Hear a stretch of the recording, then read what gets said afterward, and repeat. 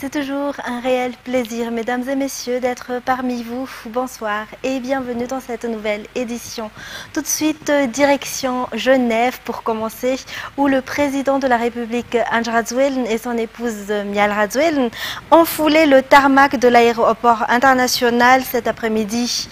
Ils sont en Suisse pour assister à la célébration du 60e anniversaire de la CNUSED, Conférence des Nations Unies sur le commerce et le développement, qui se tiendra du 12 au 14 juin prochain au Palais des Nations à Genève. Le président Ange Razuelen est l'un des chefs d'État privilégiés invités à cet événement. 3 prises de parole du chef d'État malagasy sont prévues pour ce forum des leaders. Sur place, Miar Vulatsferen, Andra Zanjabe et Nzar Ranjiantsu pour plus de détails. La secrétaire générale de la CNUSED, aux conférences des Nations Unies sur le commerce et le développement en personne, est venue accueillir le président Ange Razuelen à l'aéroport international de Genève cet après-midi. C'est rare que la SG de la CNUSED reçoive personnellement un chef d'État. Cela témoigne que Madagascar occupe une place d'honneur importante pour cet organe de l'Assemblée générale des Nations unies concernant le domaine du commerce et du développement.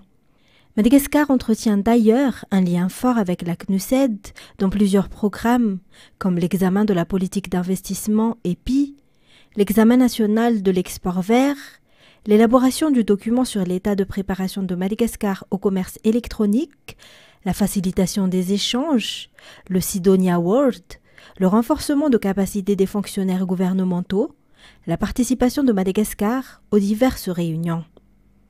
Par ailleurs, les préparatifs pour la célébration du 60e anniversaire de la CNUSED, Conférence des Nations Unies sur le commerce et le développement, du 12 au 14 juin prochain au Palais des Nations à Genève, sont achevés. Parmi les 193 États membres de cette agence onusienne, dorénavant appelée ONU Commerce et Développement, Madagascar, via le président Ange Razuelen, est spécialement invité. À cette occasion, il aura 3 interventions, dont une allocution qu'il prononcera dans le cadre de la session des chefs d'État et de gouvernement, une prise de parole sur le thème « Réflexion sur le monde d'aujourd'hui ». L'intervention du président Ange Razuelen sera donc axée sur l'industrie, le commerce, l'investissement, la technologie, le développement durable et la préparation de Madagascar au commerce électronique, e-commerce. Toujours demain, il y aura une seconde intervention du président Ange Razuelen lors de la session de dialogue interactif des leaders en présence de la secrétaire générale de la CNUSED, Rebecca Grispan, sur le thème « Tracer une nouvelle voie de développement dans un monde qui change ». Madagascar a déjà adopté une politique de redressement économique, surtout après la pandémie de Covid-19 et le changement climatique. La 3e intervention du président Ange Razuelen est prévue ce jeudi 13 juin lors d'une rencontre de haut niveau sur les grands changements contemporains et leur implication pour le développement durable, ainsi que l'investissement et le développement durable. Des rencontres bilatérales sont également prévues lors de cette mission présidentielle à Genève. À part le président Ange Razuelen, le président de l'Union des Comores, Azali Assoumani, le président du Togo, Faure Gnassingbé, la présidente du Conseil fédéral de Suisse, Viola Amerd, le premier ministre du Timor oriental, Xanana Xumao, ainsi que le premier vice-président de Costa Rica, Stéphane Brunner, assisteront également à la célébration du 60e anniversaire de la CNUSED. 28 ministres du Commerce et ministres des Affaires étrangères, ainsi que plus de 600 représentants issus de la société civile, des secteurs publics et privés, des économistes, des 193 pays membres de l'ONU Commerce et Développement participeront. Ce rendez-vous économique à Genève est donc un point de rencontre important pour l'économie mondiale en général et de Madagascar en particulier.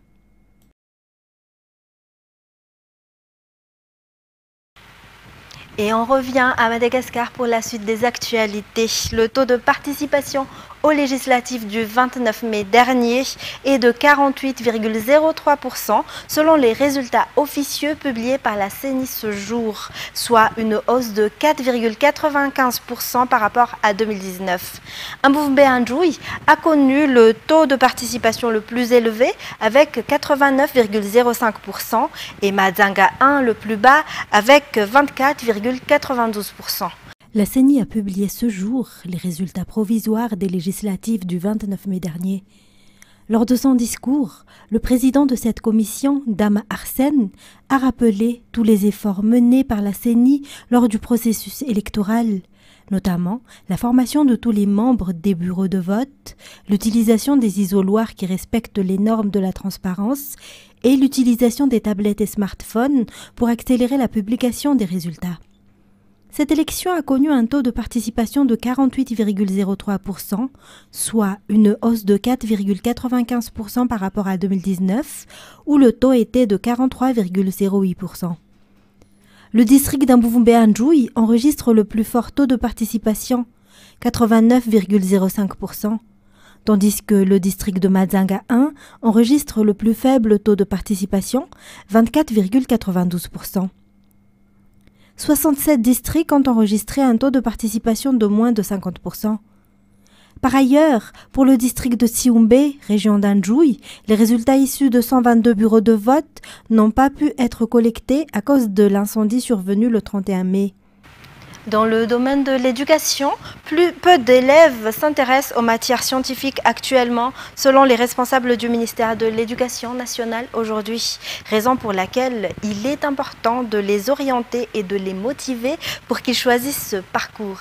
Un colloque sur l'enseignement des sciences et l'éducation au développement durable s'est tenu pendant 2 jours dans la capitale pour partager des expériences et des compétences en la matière dans le cadre du programme Apprendre, auquel a participé des représentants de 8 pays africains. Oubrassa Manan, Anzara Zanarvel pour plus de détails. Bien que des orientations sont effectuées par le ministère de l'Éducation nationale pour inciter plus d'élèves à choisir les filières scientifiques, peu d'entre eux sont encore intéressés par les sciences, par manque de motivation et par peur de ne pas pouvoir maîtriser les matières scientifiques qui en constituent la base. Ainsi, un colloque international sur l'enseignement des sciences et l'éducation au développement durable est organisé par le programme Apprendre avec le soutien du ministère de l'Environnement et du Développement durable et du ministère de l'Éducation nationale. Cet événement qui va permettre de mettre en lumière les efforts de Madagascar, du Cameroun, des Comores, de Djibouti, du Gabon, du Maroc, de Maurice et du Sénégal en matière d'enseignement des sciences et d'éducation au développement durable. Le programme Apprendre, mené par l'Agence universitaire de la francophonie et financé par l'Agence française de développement, a organisé donc cette semaine un colloque international sur l'enseignement des sciences et l'éducation au développement durable. Nous avons eu l'opportunité pendant 2 jours de discuter avec différents acteurs de l'éducation sur différentes thématiques liées effectivement à l'éducation au développement durable. Nous avons eu des équipes de différents pays, du Gabon, du Cameroun, des Comores, de Maurice et bien sûr de Madagascar, pour pouvoir apporter des recommandations au ministère pour essayer d'implémenter et de rendre un peu plus efficace effectivement l'éducation au développement durable. Pour Madagascar en particulier, face à la baisse du niveau des élèves en sciences et mathématiques, le ministère de l'Éducation a fait appel au programme pour renforcer les compétences de directeurs d'école et d'enseignants. L'objectif étant de raviver l'intérêt des élèves et des enseignants pour ces matières. Dans un tout autre sujet, plus de 1 million d'espèces sont directement menacées d'extinction actuellement dans le monde entier. Le rythme de leur disparition est de 100 à 1000 fois supérieur au taux naturel. Madagascar place la protection de la biodiversité comme une priorité dans la protection de l'environnement et renforce cette stratégie à travers un nouveau programme dénommé Varuna en collaboration avec les îles voisines selon les informations. Antoniana Martina, Sylvain, Sech Indianab. Les Comores, La Réunion, Maurice, Madagascar et Seychelles, ces îles du sud-ouest de l'océan Indien, abritent une biodiversité exceptionnelle marquée par des taux d'endémisme élevés, mais qui ne sont pas épargnés par des pressions et des effets néfastes du changement climatique. À titre d'exemple, on considère que 95% des lémuriens de Madagascar sont menacés. De la même manière, quasiment tous les oiseaux endémiques des îles Maurice sont considérés comme menacés. Ou encore, les Comores, qui ont connu un taux de déforestation les plus élevés du monde, atteignant les 24%. Le niveau de préservation des écosystèmes est très variable d'une île à l'autre et entre les aires terrestres et les aires marines. Cette situation nécessite des réponses renforcées et adaptées. Raison de la mise en place d'un nouveau programme dénommé Varuna pour la protection de la biodiversité pour ces îles de l'océan Indien. Ainsi, la conservation de la biodiversité est une priorité pour Madagascar, notre pays qui a déjà sa place sur la scène internationale, notamment en matière de protection de l'environnement. L'objectif de ce programme Varuna étant de protéger environ les 30% de la biodiversité de ces îles, que ce soit la biodiversité terrestre ou marine, un programme financé par l'AFD. Les secteurs concernés par la mise en œuvre de ce programme effectuent un atelier pendant 2 jours à Mbudvoun. Le ministre de l'Environnement, des Comores et des Seychelles sont à Madagascar pour assister à cet atelier.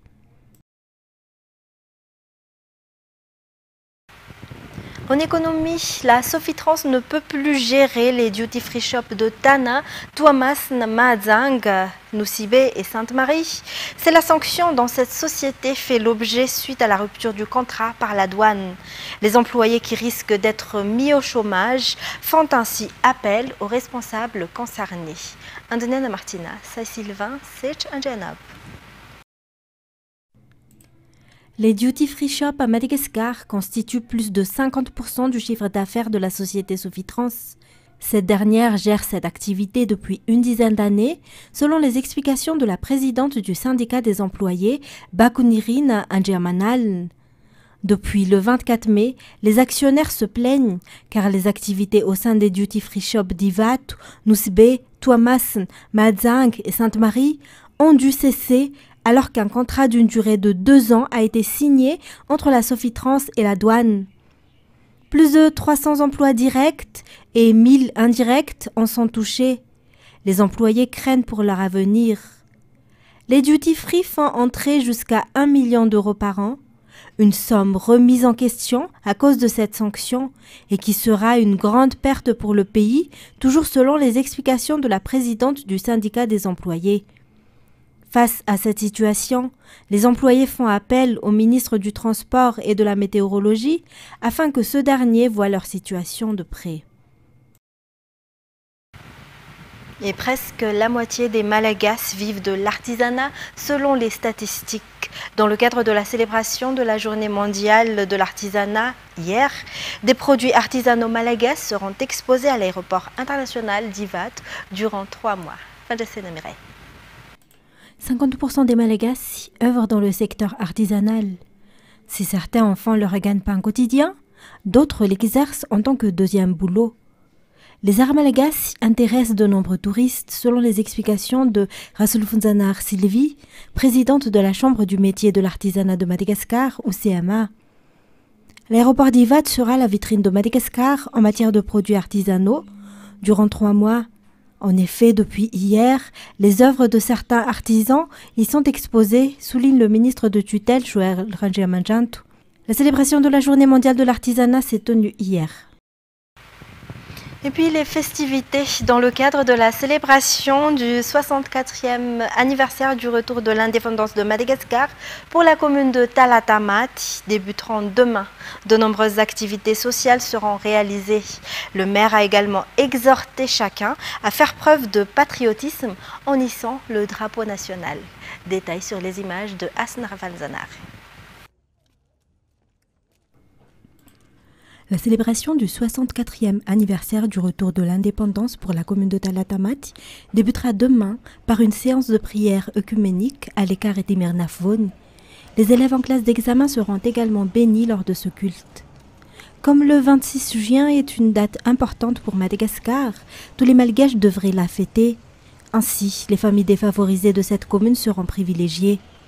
Une circoncision collective se tiendra jeudi prochain. 125 enfants ont été inscrits. Par ailleurs, plus de 2400 personnes vulnérables recevront également de l'aide.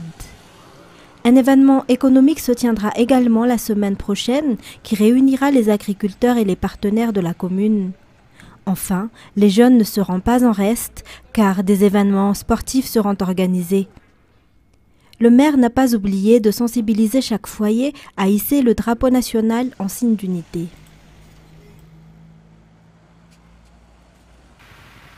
Côté sport, match nul pour les Baréas de Madagascar et le Mali après un match intense qui s'est tenu au FNB Stadium de Johannesburg en RSA dans le cadre de la 4e journée des éliminatoires pour la Coupe du Monde 2026. Avec ce résultat, Madagascar est classé 2e du groupe avec 7 points après le Ghana qui a 9 points. En effet, le Ghana a battu le Centrafrique sur le score de 4-3, ce qui lui a permis de gagner 3 points. C'est ce qui nous conduit aux actualités internationales. Un accord de principe, un nouveau nom, des grandes lignes tracées, des promesses de candidature unique aux législatives anticipées.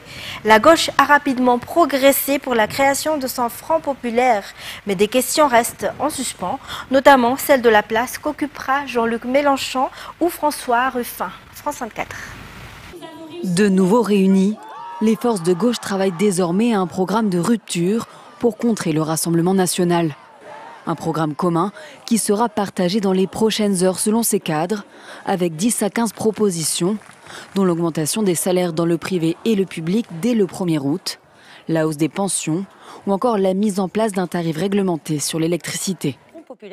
La veille lundi, Raphaël Glucksmann, tête de liste du Parti socialiste aux européennes, réticent à reconstruire une nouvelle version de la NUPES, posait déjà les conditions d'un programme commun, avec dans son viseur la France insoumise. Un soutien indéfectible à la résistance ukrainienne, car l'avenir du continent ukrainien se joue en Ukraine en ce moment. Une accélération de la transition écologique et, enfin, un rejet de la brutalisation de la vie politique. Se pose aussi la question du leader et donc de l'éventuel Premier ministre en cas de victoire du Front populaire aux législatives. Raphaël Glucksmann souhaite voir l'ancien patron de la CFDT, Laurent Berger, à Matignon, mais la proposition ne satisfait pas à gauche.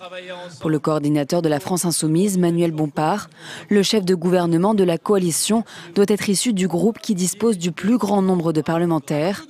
Le communiste Fabien Roussel, quant à lui, veut écarter Jean-Luc Mélenchon de l'Alliance. Moi, j'ai envie qu'on présente aux Français une équipe. Jean-Luc Mélenchon, il n'était pas dans les discussions. Il est hors jeu ou pas ? Nous sommes en train de construire autre chose. Sans lui ? Nous sommes en train de construire autre chose. Sans lui ? En tout cas, il n'était pas là. Donc oui. Il y avait Manuel Bompard. Oui, sans lui. Une vingtaine de forces politiques feraient désormais partie de la coalition, parmi lesquelles des associations et des syndicats.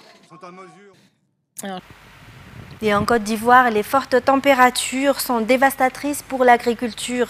L'économie du pays en dépend à 70%, plus particulièrement la culture du cacao. France 24. Ça fait plus de 7 ans que Nestor a planté cette cacaoyère. Comme un Ivoirien sur 5, il vit de la production de cacao. Mais aujourd'hui, son activité est menacée. En 2 ans, sa production a été divisée par 2. Les fèves dépérissent à même les arbres. Vous voyez l'effet du soleil. Non seulement les feuilles ont séché, il n'y a plus de feuilles sur ce cacaoyer là, même les cabosses qui devaient donner des fèves de cacao ont séché aussi. Cette année, les pics de chaleur ont été particulièrement forts dans toute la sous-région à cause du phénomène El Niño. Un record à plus de 41 degrés a même été constaté dans la ville de Dimbokro. En 2023, déjà, une pluviométrie beaucoup trop importante avait causé une baisse de production de près de 35% dans le pays. Des phénomènes extrêmes que les météorologistes cherchent à anticiper. On note également l'importance pour nous de mettre à la disposition, particulièrement du monde agricole, des informations pertinentes à temps pour leur permettre de prendre les décisions optimales. Il y a eu des perturbations, ce qui, pour un pays comme le nôtre, qui a une forte dépendance à l'agriculture, ne va pas être sans conséquences. Pour améliorer l'adaptation aux effets du changement climatique, les initiatives se multiplient dans le pays. L'Organisation des Nations Unies pour l'agriculture développe ici un projet d'agroforesterie. Les essences forestières qui sont fournies permettent plus tard quand ils grandissent, de donner de l'ombrage aux feuilles, aux cacaoyers en fait. Donc il permet aux cacaoyers d'être un peu plus résilients par rapport au changement climatique et partant, il donne une bonne productivité. Une stratégie largement soutenue par le gouvernement qui prévoit la distribution de 60 millions d'arbres d'ici 2026 pour les cacao-culteurs. Pour terminer, c'est une intervention 100% féminine, 100% tunisienne, un fauteuil roulant commandé par le cerveau, la voix ou la grimace. Des ingénieurs finalistes d'un prestigieux prix d'innovation européen pourraient remporter jusqu'à 20 000 €. Les résultats du prix seront annoncés le 9 juillet à Malte. France 24. Un fauteuil roulant contrôlé par la pensée, la voix ou même des grimaces. C'est le pari fou du quatuor féminin derrière le projet MovoBrain. L'idée de MovoBrain est de développer une technologie qui permettrait aux personnes à mobilité réduite de contrôler leur fauteuil roulant sans même bouger les mains. Même si elles ne parlent pas ou si leur voix n'est pas très claire, elles peuvent toujours déplacer et diriger leur fauteuil roulant en utilisant leurs pensées ou leurs expressions faciales. Se concentrer pour avancer, cligner des yeux pour s'arrêter. Quelques commandes simples envoyées sur cette tablette, formatée par l'intelligence artificielle pour piloter le fauteuil. Un projet qui cherche non seulement à redonner une certaine autonomie aux personnes vivant avec un handicap, mais aussi à améliorer leur santé mentale. Psychologiquement, c'est très difficile d'être dépendant de quelqu'un. Une idée qui leur a valu une place parmi les finalistes du prix des jeunes inventeurs de l'Office européen des brevets. Les prix sont attribués début juillet et cette innovation pourrait remporter jusqu'à 20 000 €. Le jury a aussi été touché par l'aspect personnel du projet. Moi, j'avais mon oncle qui avait un handicap, qui avait des troubles de santé, et il était obligé d'utiliser une chaise roulante pour pouvoir bouger. Il était malheureusement totalement dépendant, donc vraiment le besoin était devant mes yeux. La start-up livrera prochainement ses 4 premiers fauteuils équipés à une association qui aide les personnes atteintes de handicap dans la ville de Sousse, à l'est de la Tunisie. Mesdames et messieurs, c'est la fin de cette édition. Merci à vous de l'avoir suivi. Restez avec nous tout de suite après l'émission Nizouk présentée par Ranirlant, suivie du film 3 jours max. Quant à moi, je vous donne rendez-vous une autre fois pour de nouvelles actualités. Au revoir et bonne soirée sur Viva.